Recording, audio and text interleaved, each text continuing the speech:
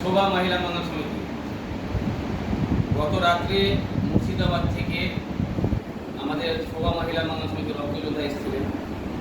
তো অনেক রাত হয়ে গেছিল, আমরা এই দিদিটার জন্য আপনাদের কাছে বার্তা পৌঁছাতে পারিনি। তো আজকে সকালেই রক্তটা ওনার দেহকে দেওয়ার জন্য আনা হয়েছে। তো আমাদের যারা মুর্শিদাবাদের রক্তযোদ্ধা আছে তাদেরকে অসংখ্য ধন্যবাদ। এইভাবে মানুষের পাশে দাঁড়ান, মানুষের সেবা করার চেষ্টা করেন।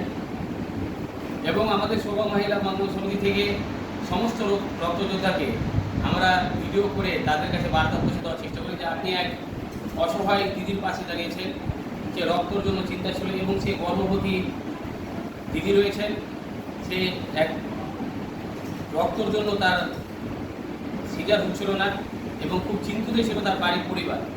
তো আমাদের শোভা মহিলা মঙ্গল সমিতি যে চিন্তাধারা, যে আমরা যেন দালালের হাত থেকে মানুষকে বাঁচাতে পারি।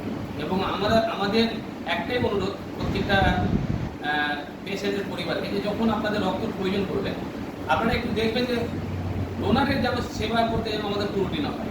তার যাতায়াতের ব্যবস্থা করে দেওয়া, তাকে কিছু জুস টুস খাওয়ানো, এগুলো দিকে আমাদেরকে গাইডলাইন করবে।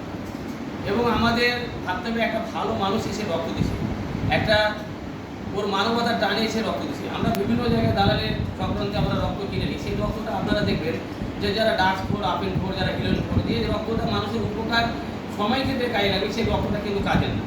কিন্তু যারা মানবতার টানে রক্ত দিবে, মানুষের পাশে দাঁড়াবে, তাদের রক্তটা কিন্তু আমার মনে হয় সঠিক, যে সারা জীবনই সেই তার দেহতে রক্তটা সঠিকভাবে চলাচল করবে। কিন্তু আমরা যদি সেই রকম ডাক্স হিরোইন খোরের যদি রক্ত আমরা কিনে নিই বা দালালের চক্রান্ত করে রক্ত কিনে, সেই রক্তটা কিন্তু আমাদের কাজে না।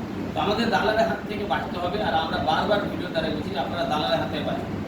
এবং একটা পরিবার আত্মীয় স্বজন থাকতেও কেউ রক্ত দিতে আসে না, একটা অচেনা ছেলে একটা মানুষ এসে রক্ত দিচ্ছে, এটা আমাদেরকে ভাবতে হবে। কারণ আমাদের একটা সামান্য আঙুল কেটে গেলে রক্ত যদি বেরিয়ে যায়, তো আমরা একে অপরে মারামারি করি এবং আমরা অনেক রকম অশান্তি সৃষ্টি করি। কিন্তু আমার দেহ থেকে যে এক প্যাকেট রক্ত যে আমরা দিচ্ছি, তার তো সেবা করা উচিত।